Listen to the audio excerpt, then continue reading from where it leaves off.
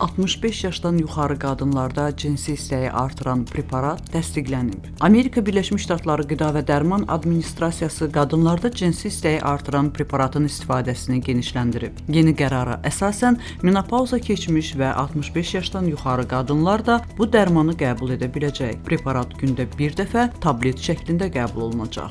Dərman ilk dəfə 10 il əvvəl yalnız menopauzadan əvvəlki dövrdə olan və libidonun azalmasından psixoloji narahatlıq keçirən qadınlar üçün təsdiqlənmişdi. Preparat Sport Pharmaceutical şirkəti tərəfindən istehsal olunub. Baş gicəllənmə, ürək bulanma kimi yan təsirlər və alkoqollə birlikdə istifadənin ciddi risklər yaratması səbəbindən satışlar gözləyən səviyyəyə çatmayıb. Amerika Birləşmiş Ştatları Qida və Dərman Administrasiyası preparatın alkoqollə birgə qəbulunun arterial təzyiqin təhlükəli dərəcədə düşməsinə və huşun itirilməsinə səbəb ola biləcəyi barədə ən yüksək səviyyəli xəbərdarlıq yayımlayıb. Mütəxəssislər isə qeyd edib ki, cinsi istəyin azalması bir çox amillə bağlı ola bilər. Dərman təyin olunmadan əvvəl digər tibbi və psixoloji səbəblər istisna edilməlidir.